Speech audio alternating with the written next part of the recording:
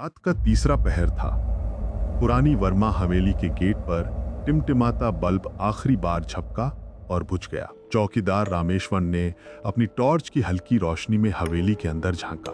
अंदर सब कुछ पहले जैसा ही था, वीरान, टूटी दीवारें और हवा में जले हुए लकड़ी की गंध। लेकिन आज कुछ अलग था। उसने महसूस किया कि हवेली के भीतर किसी के कदमों की आहट गूंज रही है, जैसे कोई उसी की चाल दोहरा रहा हो, बस आधे सेकंड की देरी से।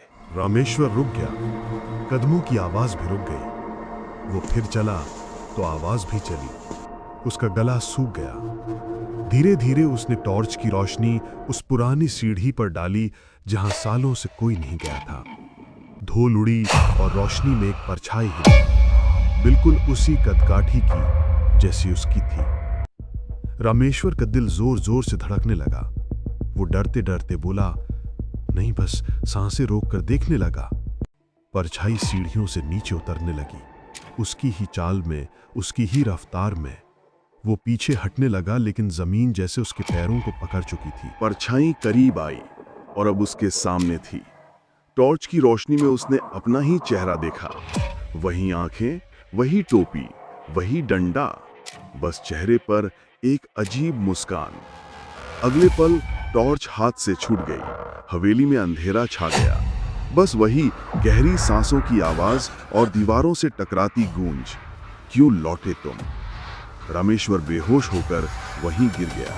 3 दिन बाद पुलिस को हवेली के गेट पर चौकीदार की लाश मिली। रिपोर्ट में लिखा था कि हार्ट अटैक से मौत हुई है, लेकिन अजीब बात यह थी कि गेट के पास 2 जोड़ी पैरों के निशान थे, एक रामेश्वर के और दूसरा बिल्कुल वैसा ही जैसे किसी ने उसके हर कदम की नकल की हो। गांव वालों ने मान लिया कि हवेली में कोई आत्मा है।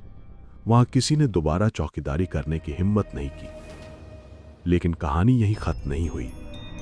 3 दिन बाद सुबह के समय वहीं हवेली का गेट खुला और गांव के एक लड़के ने देखा कि रामेश्वर, वही चौकीदार, वापस अपनी कुर्सी पर बैठा है, टॉर्च हाथ में लिए। वो लड़का दौड़ता हुआ थाने पहुंचा। पुलिस आई, पर जब उन्होंने गेट खोला वहां कोई नहीं था।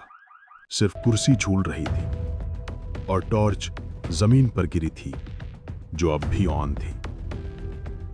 टॉर्च की रोशनी दीवार पर जा रही थी, जहां पुराने काले निशानों के बीच लिखा था, मैं लौट आया हूं, ड्यूटी अधूरी थी। लोगों ने बाद में हवेली का दरवाजा बंद कर दिया, लेकिन हर तीसरी रात गेट के बाहर से आती आवाजें अब भी सुनी जाती हैं, जैसे कोई टॉर्च चलाकर हवेली का चक्कर लगा रहा हो। कुछ कहते हैं वो आत्मा है, कुछ कहते हैं वो रामेश्वर खुद है, जो नहीं मान पाया कि वो मर चुका है। पर जिसने भी रात के अंधेरे में उस हवेली के पास से गुजरा है, उसने एक चीज जरूर देखी।